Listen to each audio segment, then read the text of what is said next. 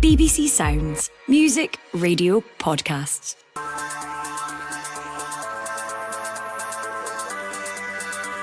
Hello and welcome to the Scottish Football Podcast, bringing you all the news, views and analysis you need. It's Tuesday the 17th of December.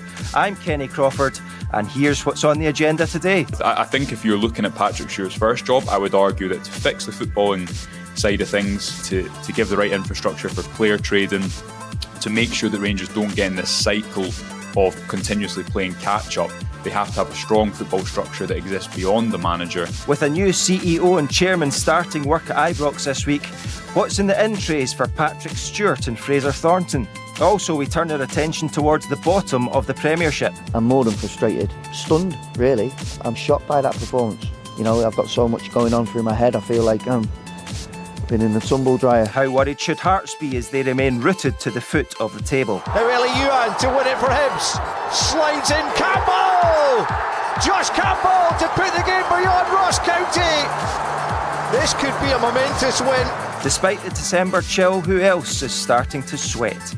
The Scottish Football Podcast from BBC Sports Scotland.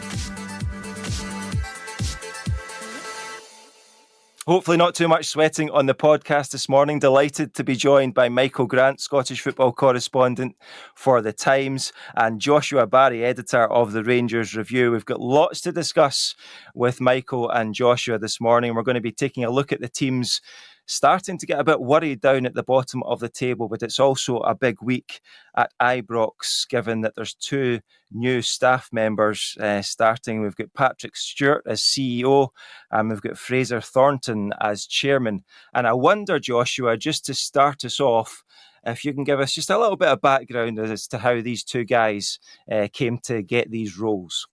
Well, quite a lot of flux, I think, at executive level, Kenny. You have to go back, I think, to look at, before you look at the two individuals, you need to look at the two roles and how, in theory, noises suggest they're changing somewhat. Rangers didn't have a CEO until James Bisgrove became CEO.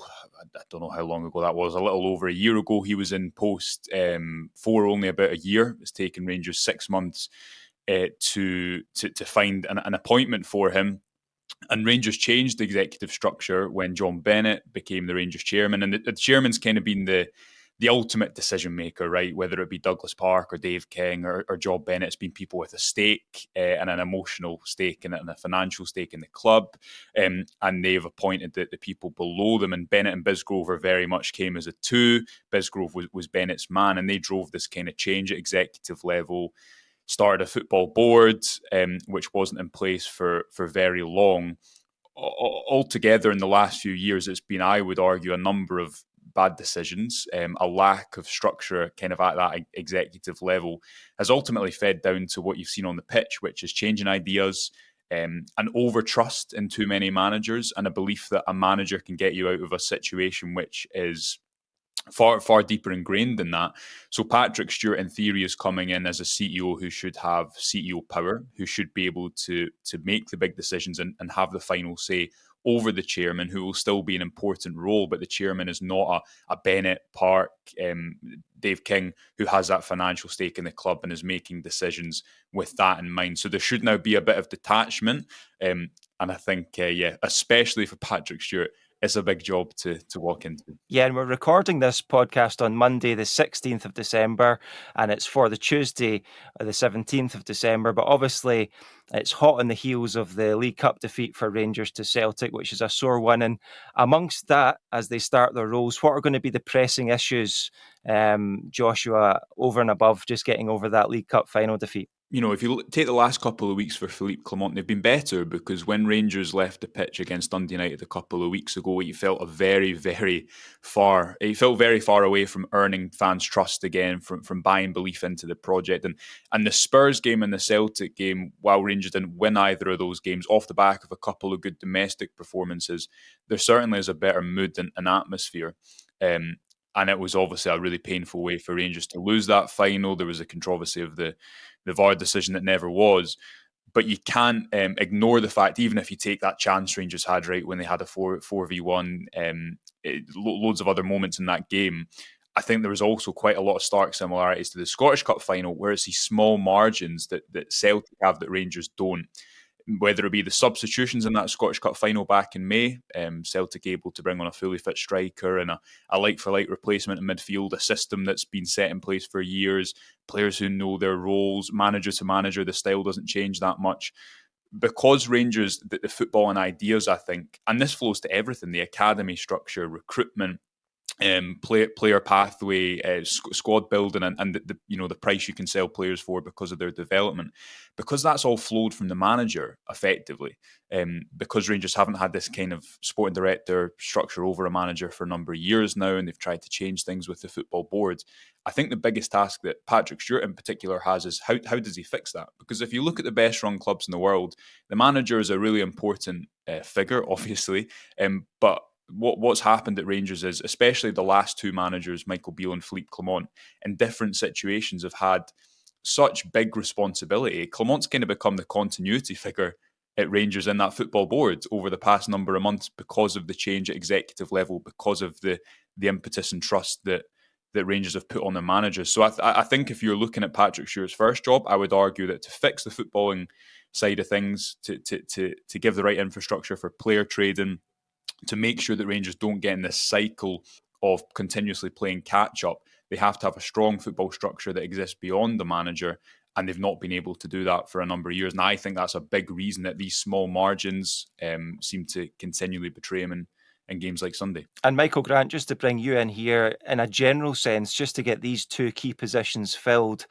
how much of a boost is that for Rangers, just to be able to start moving on and focusing on the football and focusing on recruitment and things? Well, obviously there's been a kind of leadership vacuum at the club for quite a period of time, and it became a story and a stick to beat them with, didn't it? That they were taking so long to appoint these two roles.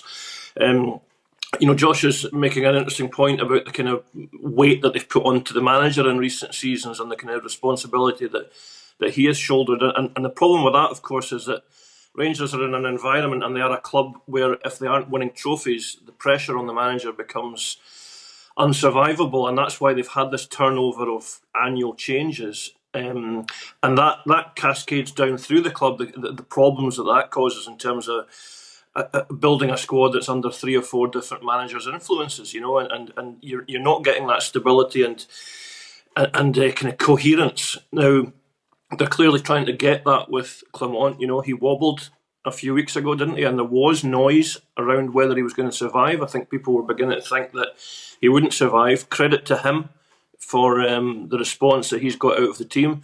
The final, as you say, was one of extremely fine margins. And I think what impressed me about Rangers' performance and their contribution to it was their attitude was right, their work rate was right. There is more pace and energy in the team now, and I think that has been a failing. I think Celtic have kind of technically superior. I mean, that the chance that Josh mentioned there, the kind of 4-on-2 chance, I think Celtic would have scored that. Celtic are so adept at capitalising when they have room. You saw it in Kuhn's goal in the final. One of the few times that Rangers really gave them much room, and they cut right through and scored. So Rangers are still not quite there in that sense. But in terms of Patrick Stewart, I think the timing of his appointment his starting at the club, and also the chairman, it was sensible. Do it the day after the cup final. If they win, they kind of surf in on a wave of goodwill. If they lose, then they're not tainted by the defeat and losing another final. So it'll be interesting. I think Patrick Stewart will be more of a prominent figure than Fraser Thornton, from what I'm led to believe in terms of media profile. But even then, I don't think we'll see much of Patrick Stewart either. Okay, and just before we let you go, Joshua, with the new men at the helm and Niels Koppen installed as technical director, do you think January is going to be a promising time in terms of players coming in? I think Rangers recruitment generally from the summer windows looked pretty good. They're not. How many players did Rangers sign? 11 out of 11. How many do you expect to get right? Rangers probably could have done with all 11, but I think you're looking at a good number of successes in the short term. someone like Hamza Gaman, it doesn't do well for that 4v1, 4v2 chance yesterday. I think Michael's spot on that there's an erratic nature to Rangers in the final third that Celtic didn't have for that Kuhn goal. But generally, Igaman, alongside, I think I'd argue a player like Chefty, who didn't have his best game yesterday. Connor Barron obviously started really well.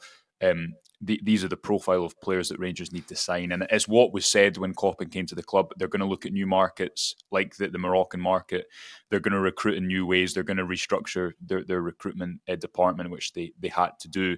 And all of that has been done. The wage bill has come down. Now, is that squad totally finished and ready? No. It looks better than a few weeks ago. And the likes of Danilo coming back, you see his header yesterday, makes a material difference, I think, to playing Cyril Dessers up top alongside Hamza Igaman. So Koppen getting that promotion to technical director, that still doesn't give him the overarching power over the manager. And I think the reason that's important, Kenny, I know I keep going back to it, is that, again, I think all the best run football clubs in the world are always looking at not only what players can we bring in, but what managers can we bring in. Because as Michael said, that's not a slight on Clement today, who I think can be criticised for some decisions he's made, has also shouldered a lot in that over a year in the job now.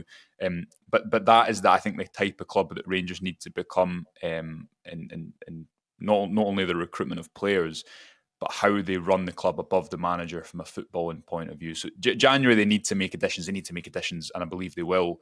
At centre back, the news of John Souttar being out for a number of weeks yesterday was not a welcome one for Clement, and there is shoots, I think, in their summer recruitment that they are they are following through on these new ideas, and someone like Hamza Igaman, I think, has been a good example of that in recent weeks.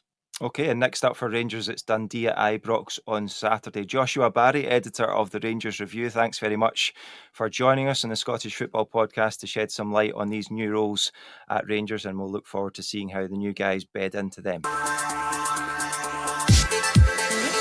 Okay, Michael, let's turn our attention to the Premiership table and specifically the bottom end of it. There was a lot of focus on the League Cup final over the weekend, but there was actually some results that could be pretty significant in the battle to avoid the drop. So we thought we'd take a look at who's feeling the heat at the bottom of the league. And let's start with the club at the very bottom, Hearts. A big week for them in Europe. They've got Petro Cup coming up, the Moldovans in the Conference League. They need to win that one to try and be sure of European football beyond Christmas for the first time since 1989, I believe.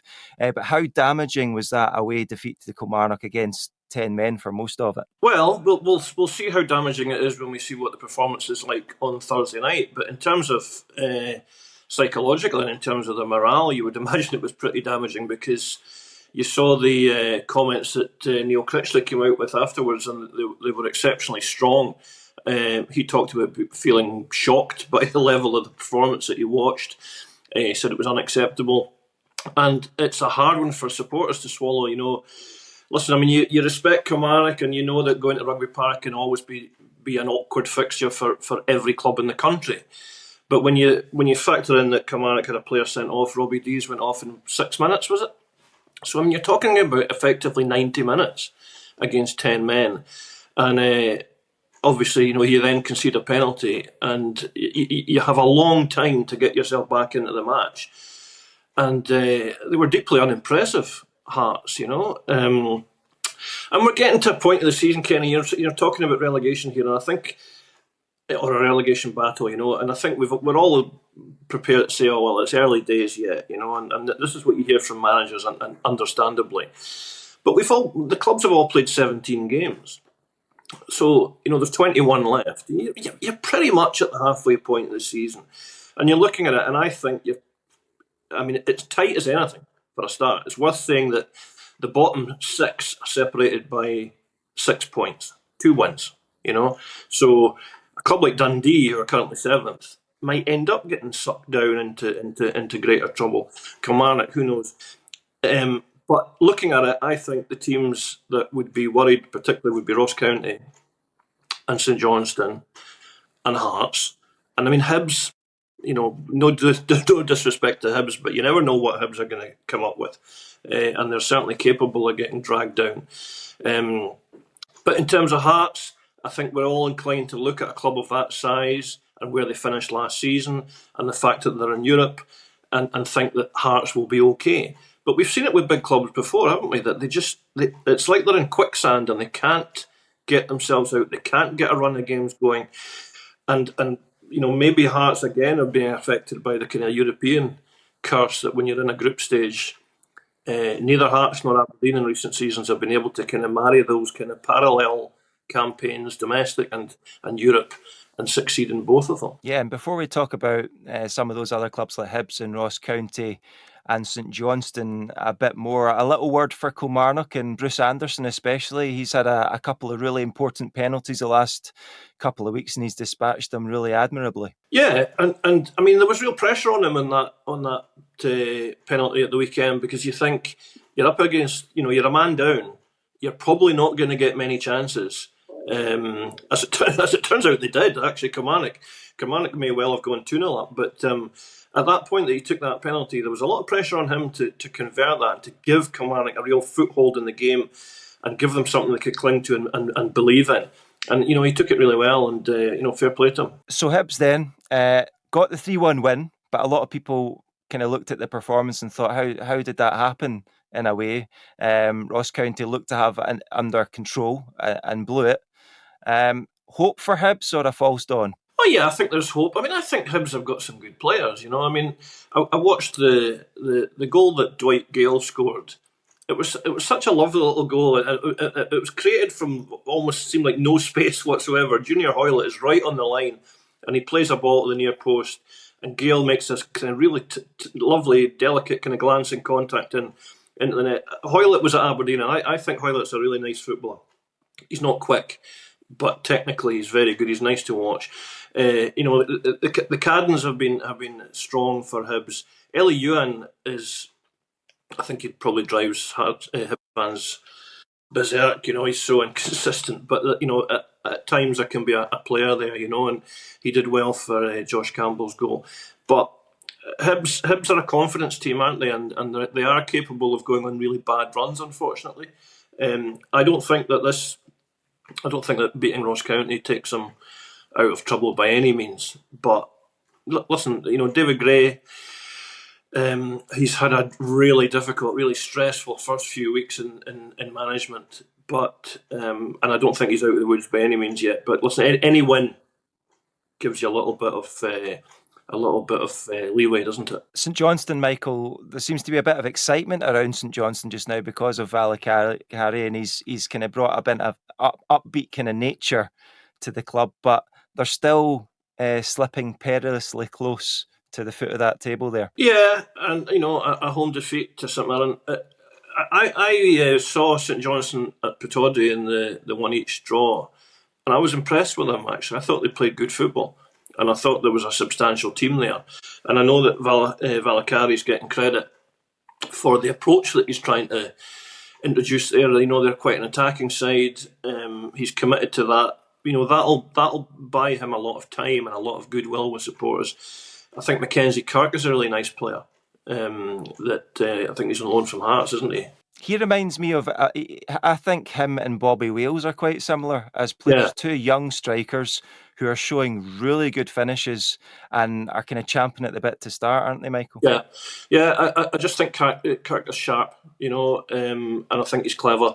And obviously you've got Sidibe and Kimpioka as well. So there is a threat there for St Johnstone, but their second bottom. They haven't quite taken off under Valakari. I mean, there have been signs that have been good, and then they kind of get dragged back into it a little bit. I'm looking at it, Ken, and if you're trying to sort of assess who's in trouble, the fewest goals are scored by Ross County. They've only got 13, right? After that, it's Hearts, then it's Kilmarnock. The most conceded is Kilmarnock, but the next worst is Ross County. So Ross County are scoring poorly on two margins there, in terms of goals scored and goals against. They've got the worst goal difference. Now, things like that do give you an indication of a kind of direction of travel. And Ross County, 2 points above Hearts. It's nothing, So I do fear for them a little bit. I'm going to put you on the spot, Michael. I'm going to ask you if you had to say just now who's going down on December the 17th. Who is it? I fear for Ross County because I suspect Hearts will pull away. Also, you've got to remember that Hearts are going into a transfer window with Jamestown Analytics behind them, this data company that they've signed a partnership with. They may also have a financial investment coming from Tony Bloom if they can get that deal across the board. Now, the Jamestown Analytics thing will be really interesting, and that's a long-term arrangement which they have really high hopes for. But it'll be fascinating to see if it reaps anything this early, you know. And I think it'll be really intriguing to see who Hearts sign in January and whether Jamestown Analytics have kind of justified the noise and excitement that's been around them. St Johnstone, you would also think, will invest and get 3 or 4 bodies in. I think that's the indication.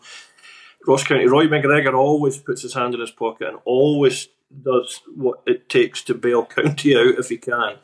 But you're asking me who I fear for at the moment, and it would be County. And finally, Michael, before we wrap up, for all the Motherwell fans shouting at us just now saying, can we have some credit for being in 4th place and having 8 wins, only 2 less than Aberdeen?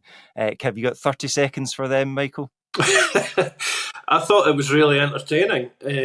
Not just the fact that it was 7 goals, but I mean, I thought they played some really nice football, Motherwell, and you know, Stuart Kettlewell has had his problems, hasn't he? He's had periods of real heat there, and there was that horrible run they went on last season, and people were thinking, well, he's done, you know, because that's the way Scottish football moves. But he steadied it, and you know, sometimes you take your eye off a club a little bit, don't you? And when you read that Motherwell had gone up to 4th by beating United, you think, wow, you know, I mean, that's a tight league, and there's not that much between a few of the clubs. But yeah, Motherwell are in a good position. And listen, why wouldn't you think about Europe if you're them? You know, so yeah, good on them, good on Stuart Kettlewell. Okay, Michael Grant, thank you very much for your insight there, and thanks again to Joshua Barrie as well for joining us earlier in the podcast. That's all we've got time for. Remember, we're here with new episodes of the Scottish Football Podcast bright and early every day, so to make sure you don't miss out, subscribe on BBC Sounds and have push notifications turned on your phone. Thanks for joining us. Enjoy the rest of your Tuesday. This is the shocking moment English football has been dreading. My name is Moses Swabu, and I used to be a professional footballer. But then I got in deep with organised crime and became a match fixer operating in the English League. A match-fixing investigator has highlighted 2 matches he says appear to have suspicious betting patterns. How honest are you going to be with me? This is 100%. Join me for Sports Strangest Crimes presents Confessions of a Match Fixer. Listen on BBC Sounds.